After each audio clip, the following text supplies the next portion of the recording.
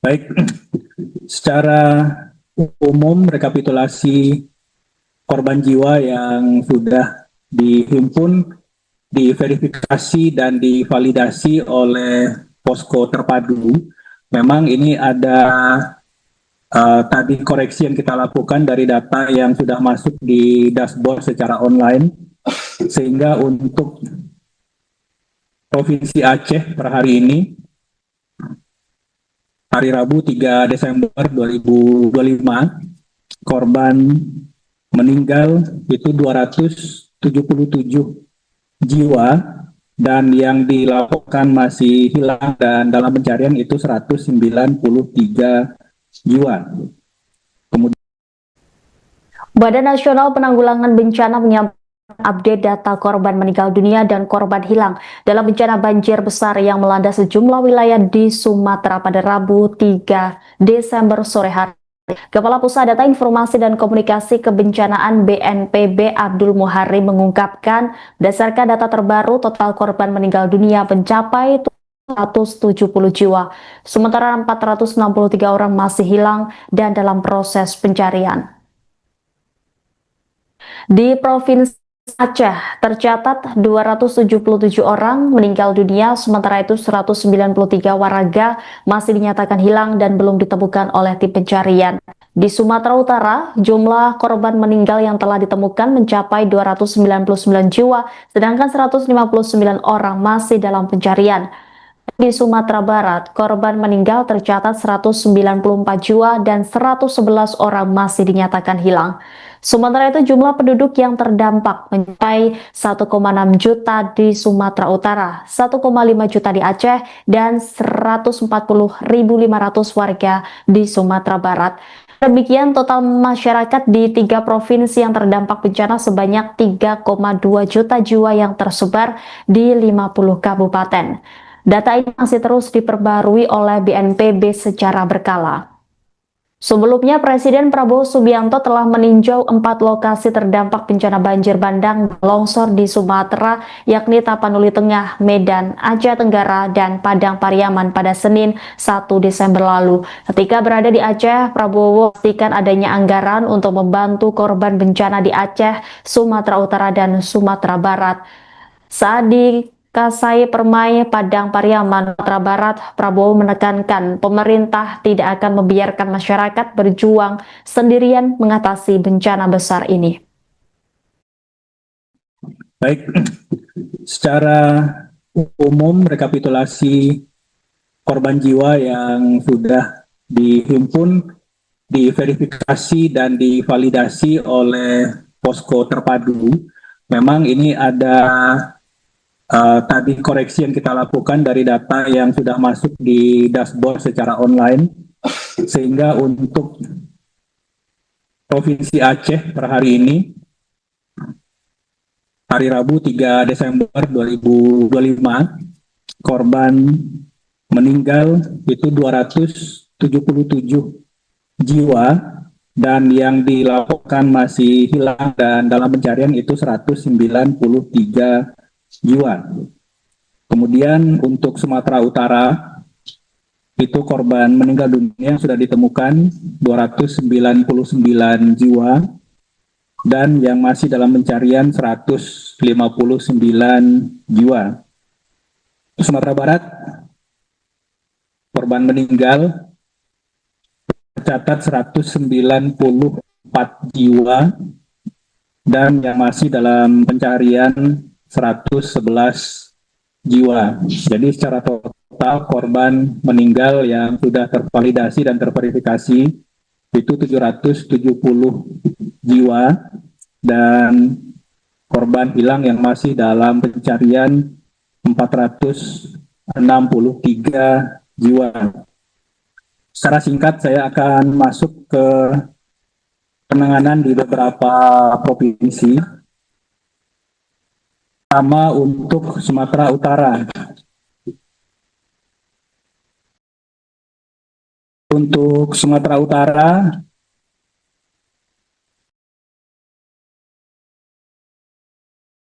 ruas jalan yang masih dalam ulangi untuk rekap distribusi logistik itu per hari ini bisa disampaikan 13 sorti melalui jalur udara itu ke Tapanuli Tengah, kemudian Silang Mandailing Natal, dan posko Tapteng ini kita coba penuhi, kemudian didistribusikan ke beberapa kabupaten kota yang lain. Untuk Sumatera Utara dan Aceh, itu operasi modifikasi cuaca masih terus kita lakukan. Tujuannya tidak hanya untuk mempercepat operasi pembersihan jalur-jalur transportasi dan pekerjaan-pekerjaan yang dilakukan oleh tim darat, khususnya Kementerian PU dan lain-lain dan pemerintah daerah. Tetapi ini juga untuk memastikan bahwa distribusi logistik melalui jalur udara itu tidak terganggu oleh cuaca buruk. Seperti halnya yang paling jamak, paling sering dialami adalah ketika heli melewati kawasan-kawasan perbukitan. Nah, ini biasanya berbenturan dengan pekatnya awan dan head wind yang cukup kuat, sehingga dalam beberapa kali sorti ini harus menunggu dulu cuaca ini bisa baik untuk meneruskan perjalanan mengantarkan logistik dengan pertimbangan keamanan penerbangan. Jadi operasi modifikasi cuaca ini sangat vital. BNPB bersama BMKG masih terus melakukan hingga batas waktu nanti akan kita lihat sesuai dengan kebutuhan tim darat dan juga tentu saja distribusi logistik dari udara. Hingga 3 Desember ini, OMC di Provinsi Sumatera Utara itu sudah melaksanakan 21 sorti dengan total 16 ton bahan semai.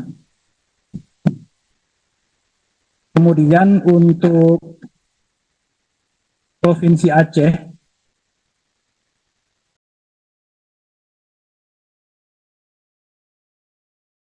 ada beberapa jalur transportasi yang kami dapat sampaikan bahwa PD ke PD Jaya itu sudah normal, dapat dilalui tanpa hambatan berarti. Kemudian Aceh Utara ke Aceh Timur itu bisa dilewati meskipun masih ada genangan di kawasan Perelak. Kemudian Aceh Utara Benar Meriah itu dapat dilalui terbatas oleh kendaraan roda 2. Kemudian Aceh Tamiang Langkat ini berangsur normal meskipun masih ada genangan, tapi truk BBM dan truk logistik itu sudah bisa melalui kawasan akses darat Langkat Aceh Tamiang. Nanti untuk progres ini secara lebih lengkap akan disampaikan oleh personil TNI dan Polri yang mendukung langsung proses pembukaan akses jalan ini. Kemudian untuk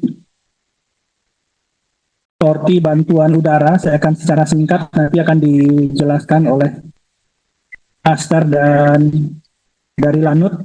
Daerah serta BUMN. Bapak Presiden memberikan instruksi agar situasi ini diperlakukan sebagai prioritas nasional, termasuk jaminan bahwa dana dan logistik nasional tersedia secara penuh, secara total. Salah satunya pada saat tanggap darurat ini menggunakan dana siap pakai. Presiden Prabowo Subianto menginstruksikan agar bencana di Aceh, Sumatera Utara, dan Sumatera Barat menjadi prioritas nasional. Prabowo menjamin dana dan logistik tersedia secara penuh dengan menggunakan siap pakai atau DSP. Hal ini diungkapkan oleh Menteri Koordinator Bidang Pembangunan Manusia dan Kebudayaan Pratikno dalam konferensi pers di Pos Adu TNI Lanut Halim Perdana Kusuma, Jakarta Timur pada Rabu 3 Desember. Ia mengungkapkan seluruh lembaga kini telah diinstruksikan oleh Presiden Prabowo Subianto agar ekstra responsif dan fokus dalam penyelamatan korban, distribusi bantuan, dan pemulihan berbagai fasilitas serta layanan. Di sisi lain, ia menyampaikan pemerintah akan terus waspada dan siap siaga mengingat Badan Meteorologi, Klimatologi, dan Geofisika kembali mengingatkan potensi hujan lebat bahkan sangat lebat hingga akhir tahun 2025, termasuk di wilayah banjir bandang saat ini, serta Jawa, Kalimantan, Maluku, hingga Papua. Sementara itu, Sekretaris Kabinet Teddy Indra Wijaya mengonfirmasikan bahwa jalur darat menuju Kabupaten Aceh Tamiang, Provinsi Aceh yang sempat terputus akibat banjir besar, kini sudah dapat dilalui kembali. Dia menjelaskan bahwa truk yang membawa bantuan untuk korban banjir telah berhasil dikirim melalui jalur darat dari Medan ke Aceh Tamiang dalam waktu sekitar 3 jam. Menurut saat ini bantuan sedang didistribusikan kepada masyarakat yang terdampak banjir di Aceh Tamiang. Dia merasa bersyukur karena jalur darat yang sebelumnya terputus kini sudah tersambung sehingga proses distribusi bantuan dapat dilakukan dengan lancar. Memimpin langsung koordinasi seluruh kementerian lembaga, TNI dan Polri, dan juga pemerintah daerah serta BUMN. Bapak Presiden memberikan instruksi agar situasi ini diperlakukan sebagai prioritas nasional, termasuk jaminan bahwa dana dan logistik nasional tersedia secara penuh, secara total. Salah satunya pada saat tanggap darurat ini menggunakan dana siap pakai. Seluruh lembaga telah diinstruksikan oleh Bapak Presiden untuk ekstra responsif dan memastikan fokus dalam penyelamatan korban, distribusi bantuan, dan pemulihan berbagai fasilitas dan layanan vital. Artinya terus dilakukan penanganan nasional dengan mengerahkan sumber daya maksimal pemerintah pusat dari seluruh kementerian dan lembaga, baik itu BNPB, termasuk juga luar biasa dari TNI dan Polri. Berikutnya, pemerintah juga terus waspada dan siap siaga. BMKG sudah menyampaikan ada potensi hujan lebat, bahkan sangat lebat sampai akhir tahun ini, termasuk di wilayah Aceh, Sumatera Utara, Jawa, Kalimantan, Maluku, dan Papua. Dan ini kami telah mewaspadai dan mempersiapkan sedini mungkin untuk mengurangi risiko. Izin Pak Menko dan Bapak-Bapak sekalian, saya izin sedikit menambahkan 2 poin sekaligus menjawab tadi beberapa pertanyaan. Satu, update terkait mengenai Aceh Tamiang. Jadi laporan dari TNI, Polri, BNPB, kemudian beberapa kali kami menghubungi Bupati Aceh Tamiang, Pak Amia Fahmi. Intinya adalah tanggal 2 Desember lalu jalur darat yang sebelumnya terputus sudah tersambung. Kemudian seluruh truk bantuan yang dari Medan menuju Aceh Tamiang sejak kemarin dan khususnya hari ini sudah bisa berjalan melalui Medan ke Aceh Tamiang. Perjalanan sekitar mungkin 3 jam. Kemudian tadi terakhir kami jam 1 menghubungi langsung beliau, jam 1 siang tadi, beliau sedang menurunkan bantuan yang truk-truk datang dari Medan di Aceh Tamiang. Dan jadi intinya, alhamdulillah jalur darat sudah sambung. Sebelumnya memang sebelum tanggal 2 jalur darat terputus dan logistik tetap disalurkan melalui udara dan laut. Memang di sana ada 12 kecamatan, sekitar 216 desa. Tentunya belum semua. Dan alhamdulillah hari ini dan kemarin sudah jalur darat. Kita harapkan bersama penyaluran dapat dimaksimalkan. Dan terima kasih kepada seluruh elemen kementerian, pemerintah, Pemprov, juga organisasi kemanusiaan lainnya, dan bahkan pribadi, swasta, dan sebagainya yang bahu-membahu menyalurkan bantuan. Itu yang pertama. Kemudian yang kedua, update sedikit, tadi ada pertanyaan mengenai PKH. Jadi seiring dengan evakuasi dan pengenangan korban yang menjadi fokus utama pemerintah, jadi penyebab bencana ini menjadi perhatian juga. Dan selain faktor cuaca yang ekstrim tentunya, ada faktor kerusakan lingkungan yang memperparah bencana, dan ini terus ditelusuri secara serius. Ngoli ke rumah cerita apa? Narungannya pada waro, macam rata lung roh. Nampak ya, kapono rumah ruinang di waro. Ya hitamnya betul. Ya apa? Pemerintah Kabupaten Aceh Utara resmi mengumumkan ketidakmampuan menangani bencana banjir besar yang melanda wilayah tersebut sejak 26 November lalu. Pernyataan ini tertuang dalam surat yang ditandatangani Bupati Aceh Utara yakni Ismail pada 2 Desember dan kemudian surat tersebut dikirimkan kepada Presiden Republik Indonesia Subianto. Dalam surat yang bersifat penting itu, Bupati Ismail yang dikenal dengan sapaan Ayahwa menguraikan situasi kritis yang dialami Aceh Utara, termasuk tingginya kerusakan, banyaknya korban jiwa, serta kendala besar dalam penanganan darurat. Ayahwa mengatakan banjir 2025 ini memiliki daya rusak lebih besar dibandingkan bencana tsunami Aceh tahun 2004 yang kala itu hanya memporak-porandakan kawasan pesisir. Daya rusaknya meliputi seluruh wilayah Kabupaten Aceh Utara, baik pesisir maupun pedalaman. Banjir melanda 20 kecamatan dan 852 gampong atau desa, menjadikannya salah satu bencana terluas dalam sejarah Aceh Utara. Hingga hari ke-11 pasca ditetapkan sebagai status penanganan bencana banjir tanggap darurat, banjir telah menewaskan 112 jiwa dan menyebabkan kerusakan pada berbagai infrastruktur publik, permukiman masyarakat, serta fasilitas umum.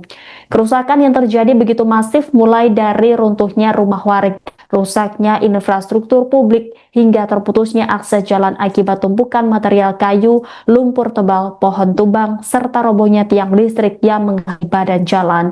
Sebagian besar desa masih terisolasi dan sulit dijangkau oleh transportasi darat karena tingginya genangan air. Banyak fasilitas publik seperti jembatan, sekolah, puskesmas, dan tempat ibadah rusak berat, sementara ribuan warga terpaksa mengungsi ke tempat aman yang juga masih minim logistik. Pemerintah daerah tersebut telah berupaya maksimal mengerahkan seluruh sumber daya yang ada, namun kondisi lapangan menunjukkan bahwa upaya tersebut tidak lagi mencukupi. Bupati Ismail secara tegas mengakui bahwa pemerintah Kabupaten Aceh Utara tidak sanggup menangani situasi darurat ini tanpa bantuan besar dari pemerintah pusat. Karena itu, melalui surat tersebut, ia memohon agar Presiden Prabowo Subianto segera mengerahkan dukungan nasional untuk mempercepat penanganan bencana, terutama bantuan logistik, alat berat, helikopter, serta personel khusus untuk membuka akses ke daerah yang masih terisolasi. Surat itu juga ditembuskan kepada sejumlah pejabat penting termasuk Ketua DPR RI, Ketua DPD RI, Mendagri, Menteri PUPR, Kepala BNPB, serta Gubernur Aceh, sekaligus pimpinan legislatif daerah. Langkah tersebut menunjukkan bahwa pemerintah daerah berharap adanya respon cepat dari berbagai pihak menanggulangi bencana terbesar yang pernah terjadi di Aceh Utara dalam 2 dekade terakhir. Bupati Ismail menegaskan bahwa keselamatan masyarakat saat ini menjadi prioritas utama di tengah bencana yang terus berlangsung.